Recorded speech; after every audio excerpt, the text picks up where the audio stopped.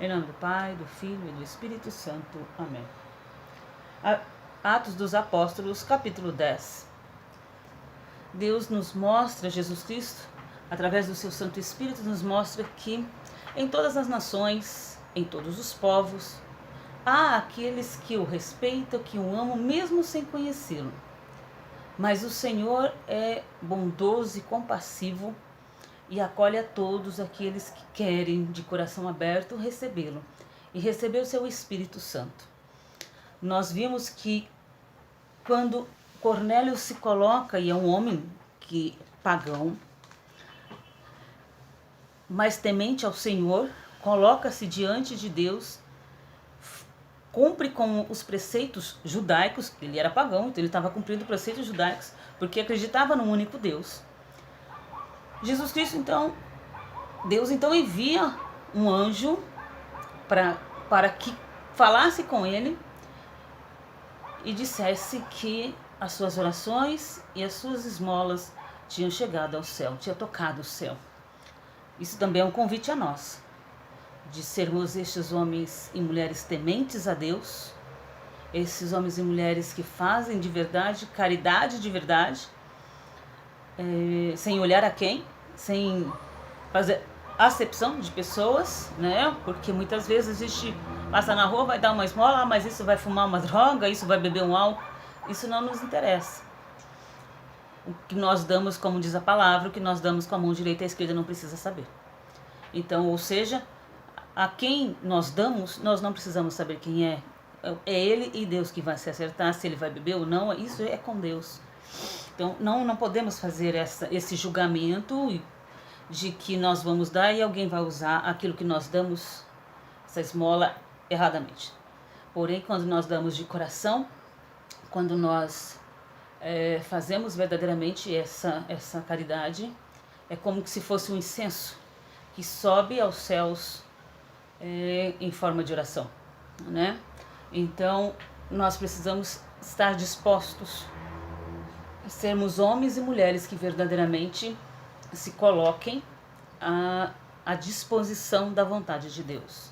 Cornélio, se coloca na hora nona, para nós hoje, a hora da misericórdia, né? Ele se coloca, que é uma das horas em que os judeus se colocam para a oração.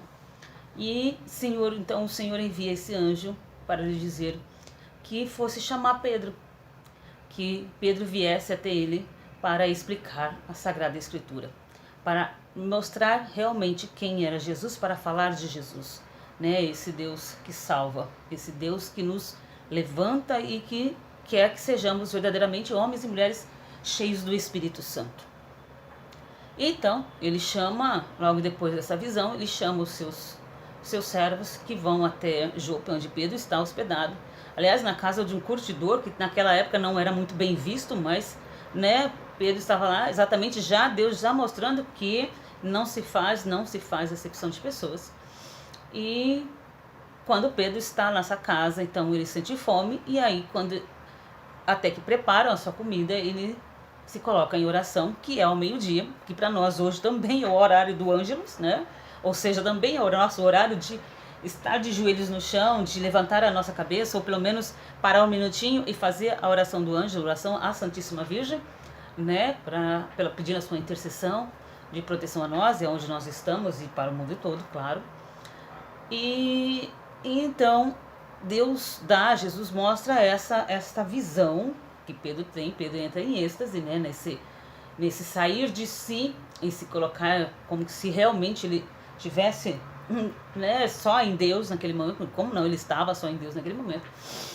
E então essa visão que ele tem dessa toalha cheia de bichos de vários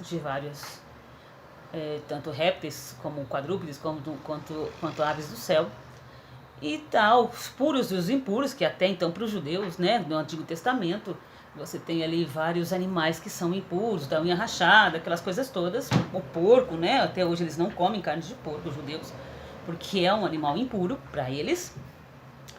E Deus pergunta para Pedro, né, ou fala para Pedro, mata e come, e Pedro diz que ele não vai comer coisa impura, né, que ele é judeu e que ele é temente a Deus, então que ele não come coisa impura.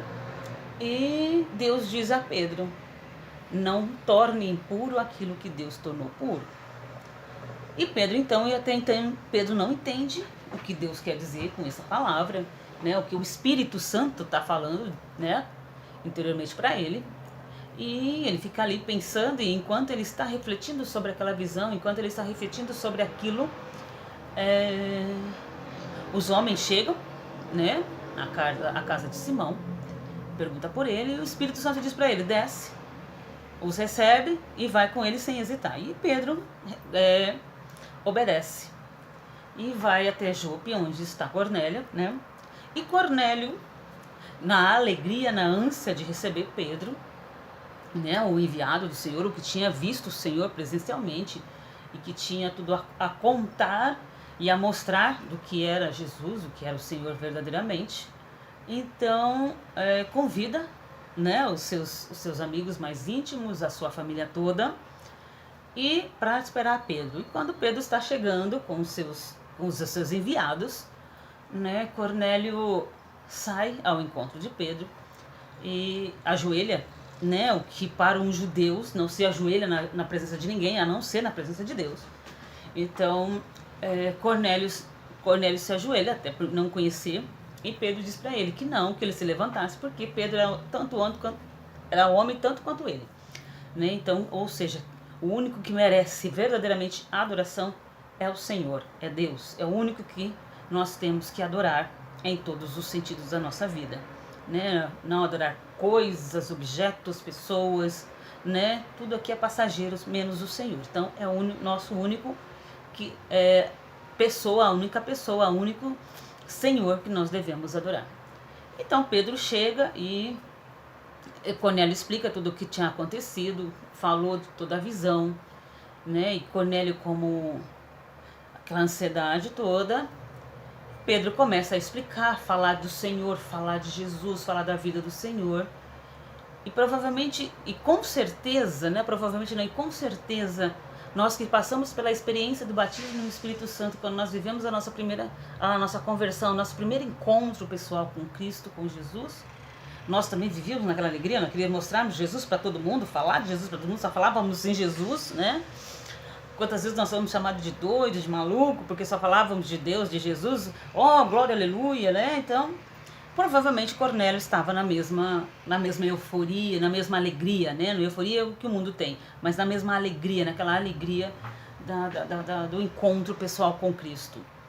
Ali, através da fala de Pedro, e naquele calor, naquele fogo da graça ali de Pedro falar, o Espírito Santo desce sobre aquele povo pagão, né? Que até então não conhecia esse Jesus, eram temente a Deus, o Deus que os judeus passavam, né? Não era o Deus como Jesus nos apresentou, mas era o Deus que é todo poderoso, é o Senhor, porém é o único Deus. Então Pedro vem para falar da segunda pessoa da Santíssima Trindade, que é Jesus, o Filho de Deus, que é Deus, né? E então há aquele incendiar, né, de almas, e aí o Espírito Santo desce sobre aquele povo, sobre todos aqueles pagãos, e tanto Pedro quanto aqueles que ficaram admirados, né, porque o Espírito Santo tinha tomado posse daquele povo, né, ouviam falar em línguas, cantar em línguas, falarem, né, imagina a alegria que surgiu naquele lugar. Então assim, e aí eles não entendendo nada, mas Pedro, como tinha tido a visão anterior da toalha, dos bichos todos, e compreendeu do que Deus realmente estava falando com ele, né, do que o Espírito estava falando com ele, que era que não fizesse acepção de pessoas, mas a partir do momento em que as pessoas abrissem o coração, a partir do momento em que as pessoas acreditavam verdadeiramente que existe um Deus único e verdadeiro, que existe um poder maior, e se abre a esta graça, né? E vive uma vida reta, vive uma vida buscando uma santidade, esse Espírito Santo vem e faz morada. Esse Espírito Santo vem e faz a graça acontecer, mesmo na vida daqueles que muitas vezes ainda não chegou a esta explicação de quem verdadeiramente é Deus, de quem verdadeiramente é Jesus Cristo, do de quem verdadeiramente é o Espírito Santo, né? Essas três pessoas distintas de só, mas que agem juntas, em conjuntos.